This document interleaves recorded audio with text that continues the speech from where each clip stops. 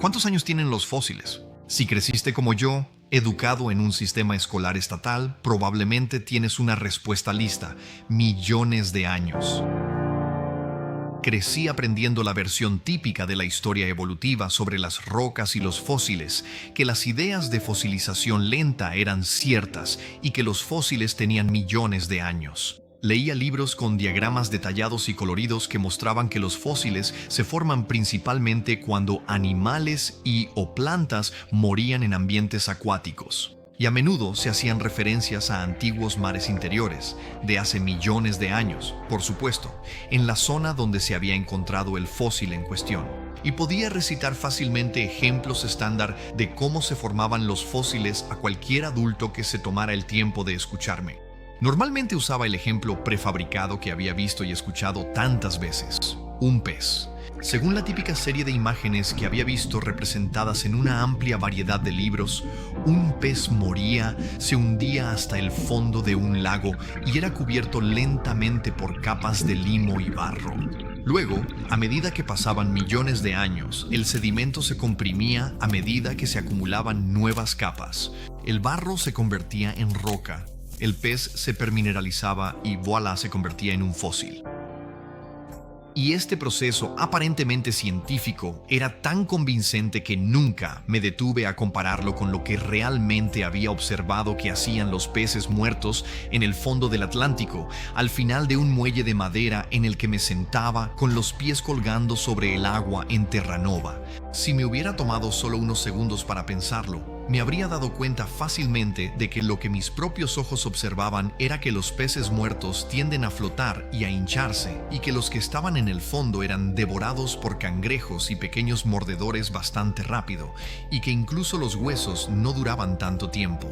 Ahora me doy cuenta de que me enseñaron qué pensar, no cómo pensar. Y nunca escuché a nadie cuestionar estas ideas en clase. Y al igual que yo, debido a esa extendida adoctrinación evolutiva en el sistema escolar, la mayoría de las personas, incluso los cristianos, todavía creen que se necesitan millones de años para que se formen las rocas y para que un organismo vivo se convierta en un fósil.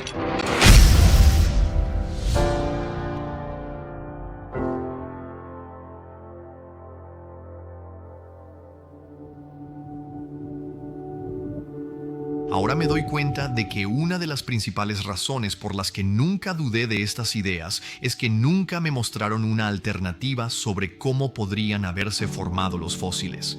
Nunca escuché a nadie en mis primeros años mencionar que una gran catástrofe, especialmente el gran diluvio registrado en la Biblia, podría haber enterrado criaturas de manera rápida y completa y formado fósiles muy rápidamente. Después de volver a examinar toda la idea de la fosilización muchos años después, me di cuenta de que los investigadores evolucionistas no pueden explicar muchas cosas según ese paradigma de largos periodos de tiempo, lo cual probablemente sea la razón por la que más recientemente han comenzado a aceptar e incorporar explicaciones catastróficas en su sistema evolutivo, como por ejemplo por qué encontraron animales fosilizados en medio de actividades y acciones muy específicas y de corta duración, como comer o dar a luz. Por ejemplo, se descubrió un fósil de una criatura similar a un calamar en la costa sur de Inglaterra, con su brazo enrollado alrededor de un pez cuya cabeza estaba aplastada. Este supuesto fósil de 200 millones de años fue descubierto en el siglo XIX, pero fue recientemente reexaminado e identificado como el ejemplo más antiguo conocido de un coleoideo, una clase de cefalópodos que incluye pulpos, calamares y sepias atacando a su presa. Parece que el belemnoideo capturó, mató y estaba a punto de comerse a un pez cuando, según los investigadores evolucionistas, ambos animales fueron sepultados en sedimentos tan repentinamente por un evento catastrófico que quedaron enterrados al instante y obviamente se fosilizaron muy rápido antes de que comenzara la descomposición, porque los cefalópodos como el calamar y el pulpo se convierten en gelatina muy rápidamente al morir. Este tipo de fósiles se está volviendo muy conocido. Por ejemplo, en el Museo de la Creación en Estados Unidos, tenemos expuesto un pez fósil que estaba tragándose a otro pez cuando ambos fueron enterrados. Otro ejemplo es el fósil de un cangrejo herradura, con sus huellas visibles en el sedimento por el que se desplazaba. Esto indica que no solo fue enterrado a una velocidad relámpago, según la perspectiva geológica común, sino que también debieron estar presentes las condiciones químicas adecuadas en el sedimento para una fosilización rápida, protegiendo al espécimen y sus huellas, eliminando la necesidad de cualquier tipo de proceso de larga duración para explicar la fosilización. E incluso se han encontrado animales de cuerpo blando que se descomponen aún más rápido, como las medusas en Australia, Canadá, Alemania, Estados Unidos y otros países. Y esto presenta un enigma increíble para los científicos evolucionistas, porque las medusas se descomponen tan rápidamente que normalmente no dejan ningún rastro después de muy poco tiempo. Y las características de las medusas fósiles descubiertas están tan bien conservadas que revelan detalles minuciosos que demuestran que la complejidad de las medusas antiguas es en realidad muy similar a la de sus contrapartes modernas. Eso significa que estos fósiles se formaron realmente muy rápido, lo que implica que la roca sedimentaria en la que están preservados también se endureció casi de inmediato, no lentamente a lo largo de miles de años. Ahora bien, los fósiles suelen estar incrustados en roca, lo que significa que si la fosilización de un organismo ocurrió rápidamente, entonces la roca en la que están atrapados también debió formarse rápidamente. Y como acabamos de ver, los fósiles y las rocas que mencioné antes no se formaron según las historias que me contaron cuando era un estudiante joven, ingenuo y fácilmente influenciable. Pero la adoctrinación naturalista que la mayoría de las personas ha recibido es poderosa y a veces difícil de romper. A la mayoría de nosotros nos han dicho una y otra vez desde que éramos muy pequeños que se necesitan millones de años para que se formen las grandes porciones de estratos que vemos alrededor del mundo. Pero hay mucha evidencia en contra de ese paradigma de larga duración. De manera similar a nuestros curiosos hallazgos fósiles, ¿cómo encajaría esa explicación con el reloj encontrado en una roca en Washington, en 1975? Obviamente, el reloj no es una construcción de millones de años de antigüedad, y la roca en la que está incrustado se formó después que el reloj, lo que lo descalifica como una reliquia fósil antigua. Así que sabemos que las rocas pueden formarse rápidamente bajo las condiciones adecuadas y podemos encontrar evidencia de que esto ha ocurrido en todo el mundo. Todos esos fósiles encontrados en la Tierra son consistentes con un entierro catastrófico y rápido, y la magnitud y el alcance mundial de estos fósiles indican que son consecuencia del diluvio global descrito en Génesis 6 al 9, el diluvio de Noé. Cuando te das cuenta de que esto fue un evento real, puedes entender que el diluvio habría arrasado con plantas y animales, creando enormes cantidades de biomasa y sepultándolos en sedimentos transportados por el agua. Esto significaría que muchos fueron enterrados en masa, lo que habría creado enormes cementerios de fósiles, de los cuales encontramos muchos alrededor del mundo. Como ejemplo, también se han encontrado mezclas de fósiles juntos de criaturas que normalmente no coexistirían en el mismo entorno en cementerios de fósiles, como el yacimiento de Messel en Alemania.